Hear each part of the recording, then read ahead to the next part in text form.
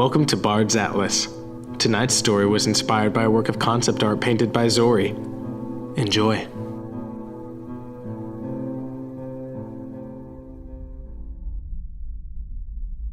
Incoming message. New database submission imminent. Bar designation. This is Eli. Log ID. Log 3008-47. Subject, last wish. Compiled. Begin submission.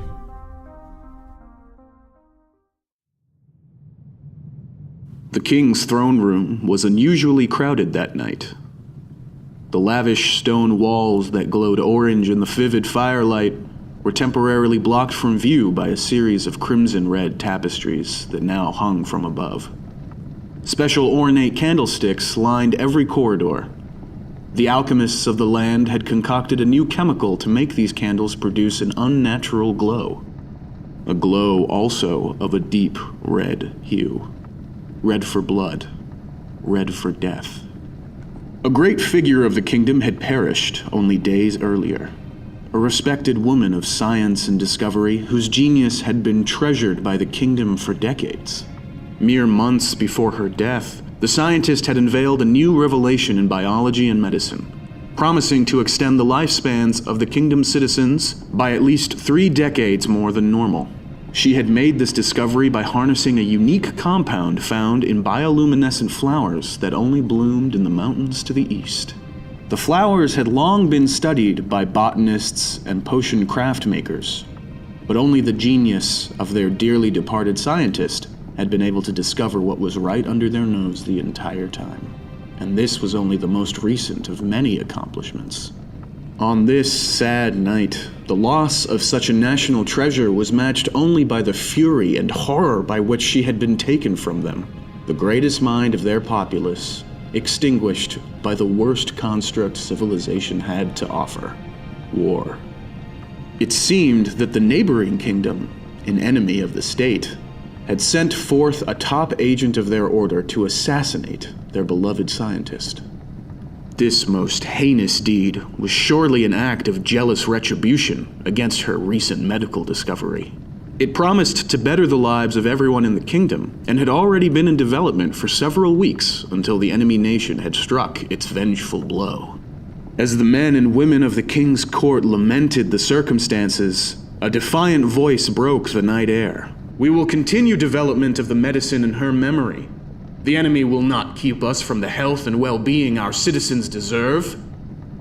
An assortment of hears and cheers echoed instantly in response. Another voice broke through the crowd. "The assassin will pay for his failed terrorist attempt. We will not be frightened away from the promise of science." He was answered by yet another voice. "Yes, though she rests among her ancestors now, her genius will live on with us. Their jealousy will go unrewarded." A wave of triumphant cheers bellowed into the night. It had been a day full of sorrow, and now, after the official royal funeral had been held, the private ceremony afterwards was proving to be a cathartic forum for the king's court to vent their rage. At that moment, the king himself entered, the queen on his arm. Both looked grim, but resolute. "The time for grief is behind us," the queen spoke before her people. All eyes turned towards the king now, but he did not have any words to give. Instead, he merely nodded his approval. His nearby advisor nodded and finished on his behalf. "Yes, now is the time for action. Come tomorrow, we will execute the assassin who claimed our beloved scientist." An explosion of jubilation and fervor rang throughout the stone chambers, echoing out across the surrounding hills.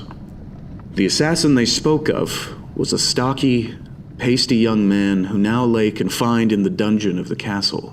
He had made no attempt to flee. So devoted to his cause, he'd venture into their territory fully ready to accept the consequences of his nefarious actions. He held neither the complexion nor physique of what one would expect from a trained killer. which was likely what had helped him to avert suspicious eyes en route to the scientist's chambers. That night, as the king's court gained confidence and hunger for revenge, the remaining hours of his life dwindled in number, and he knew this. What he did not know, however, indeed what no one in the castle knew, was that at that very moment, a young message courier was frantically making his way up the long hill to the castle gates. And in his possession was a simple document that promised to turn the entire evening on its head. The courier burst into the throne room, gasping for breath. All eyes snapped towards the entrance as he appeared. The chamber hushed to a quiet murmur, their vengeful rage silenced, but not forgotten.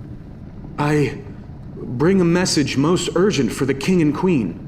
The courier's words rippled out across the court. The king spoke for the first time that evening.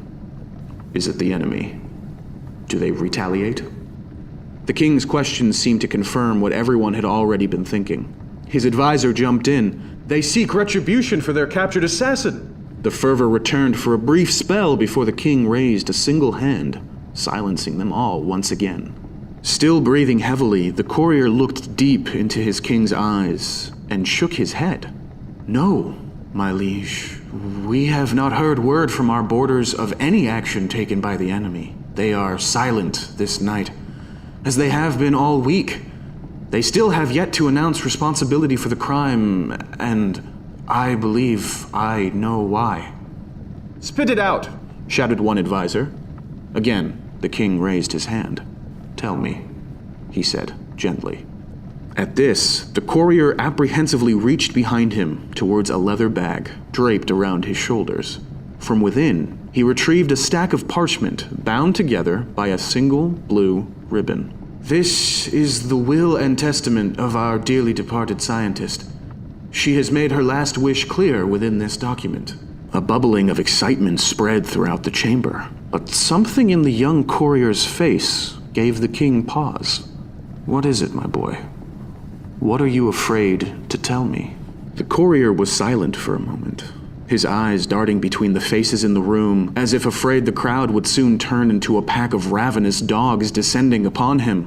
"My liege, it appears that the enemy sent no assassin.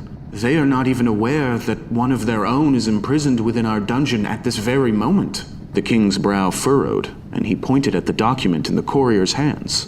"But how do you know this from our scientist's last wishes?"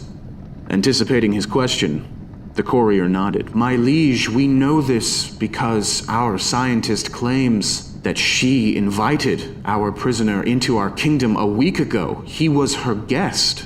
As a wave of shock and dismay erupted around them, the courier scrambled to continue, his fingers hurriedly unraveling the ribbon. "Please, you must read this passage. It is what brought me to your side in such a state." The king took hold of the document and found the passage the courier was pointing to. For several agonizing moments, he scanned the words carefully, quietly.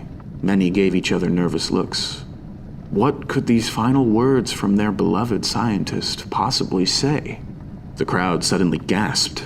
The king was sitting down in his throne, as if unable to keep himself upright, his eyes still transfixed on the document, his mouth agape. Still reading, he snapped his fingers loudly. The royal guard rushed to his side. He whispered a command to his guards, and without question the guards rushed away. But to the rest of the crowd, hesitation boiled over into anxiety. "My lord, what is it?" The king's top advisor had stepped forward. The king looked her square in the eye, his features worn and grim. "I must speak with our prisoner." Over the next hour, an uneasy silence fell across the entire castle. Even those outside of the throne room knew that something was going on. The prisoner now stood before the king, chains around his ankles. He was surrounded on both sides by rows of shallow desks. The seating rows ascended up into the shadows, overlooking his path to the king. Behind each desk sat a member of the king's court, peering down at him, like hungry vultures observing the final moments of a dying creature's pitiful life. It was close to midnight now. Do you know why you are in this courtroom tonight? The king spoke with dignified composure. His words were mild, bordering on polite. The prisoner said nothing, his eyes fixed on the ground below. Do you know why I summoned you here? The king asked again. A guard behind the prisoner jabbed at the small of his back. Look upon the king when he speaks to you. The prisoner cried in pain and plunged to his knees. He looked up at the king, his narrowed eyes watering. To everyone's surprise, however, the king glared at his own guard. Enough. He's been through much. The guard was confused, but he nonetheless retreated back several steps. In fact, continued the king, bring him water. The watching crowd began to murmur at this unexpected show of mercy, but it was nothing compared to the confusion that now etched itself onto the prisoner's own dirt-covered face. A guard handed him a goblet of water, and after a moment's hesitation, he drank it gratefully. The king now stood and slowly approached his prisoner. Mere hours ago, I would have killed you myself had they brought you before my sight. But this moment is of a different story altogether. The king came to a stop before his prisoner. For a brief moment, they simply looked into each other's eyes, each trying to understand what the other was thinking. And then, the king reached down and picked the prisoner back onto his feet. You are scheduled to die at the first light of day for the crime that you have committed against me, against my kingdom. For the first time, the prisoner now spoke. I have committed no crime, not against your kingdom. Against your own? Asked the king. In a way. In my nation, it is forbidden to even interact with a citizen of your kingdom, let alone enter your boundaries. And yet, said the king, here you are. And no sooner do you arrive than this country's most precious mind is lost. A woman I considered to be like my own daughter is taken. I am no assassin, said the prisoner. My home kingdom did not send me to kill her. At this, the court's anger could not be contained. Boos and hisses floated down upon the prisoner. The king, however, reached behind him and retrieved a folded document tucked away in his belt. The prisoner stared at the document, first with uncertainty, then with recognition. His eyes widened.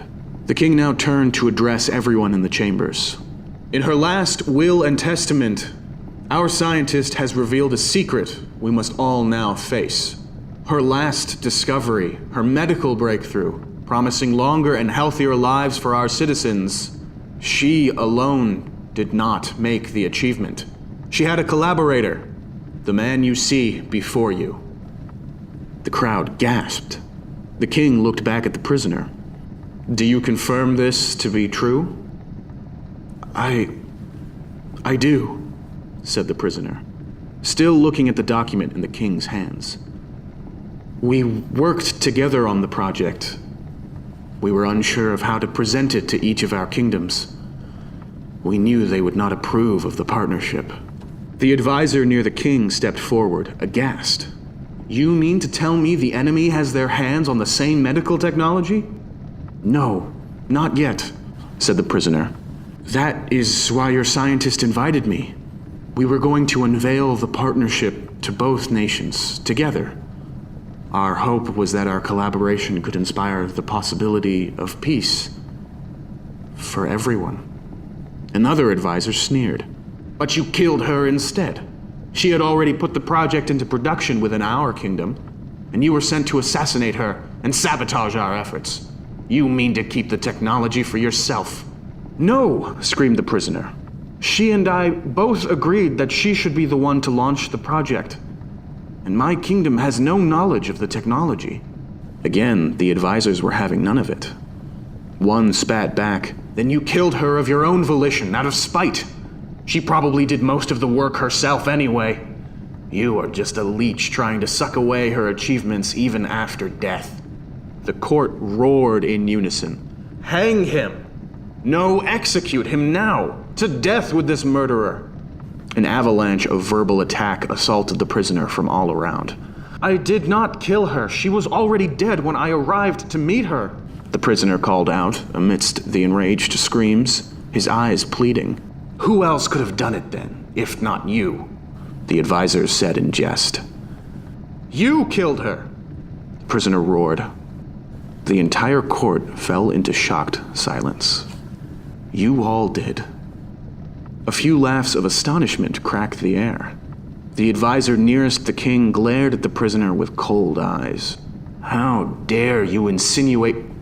But he was interrupted by the king, who had remained silent all this time. His hand raised, he looked between his advisors and the prisoner, perplexed. You have just made a very serious accusation within my courtroom, prisoner. Explain yourself immediately.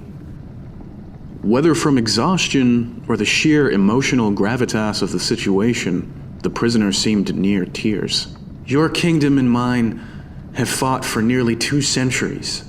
In that time, your scientists and I have been so highly regarded for our work on weaponry and warfare technology. We both pushed the envelope of destruction further on behalf of our own nations. And in return, the work has taken its toll on our minds and our bodies.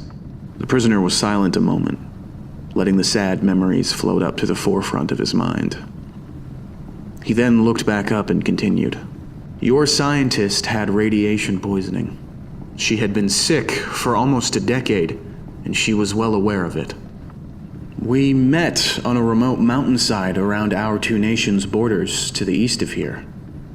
We began to discuss the nature of warfare and its atrocities without even realizing that we were speaking to the supposed enemy. By the time we had realized who we were, well, we preferred the promise of working together on something hopeful rather than working against each other on something harmful. We worked in secret for several years before the project was complete. We agreed not to tell either of our kingdoms until we could find a way to reveal our partnership and have it be accepted. However, we eventually agreed that she should begin development on the technology in your kingdom, on the off chance that she could find herself a cure. I guess at some point she realized that she had run out of time. And that must be why she called me and invited me to her home. I couldn't get to her side in time, however, and was mistaken for her assassin, only because I am a citizen of the nation you call your enemy. Not a word... Eli, I apologize for the interruption, but, Fox, I'm in the middle of the submission. We kinda just got to the good part. the king needs to speak with you right away.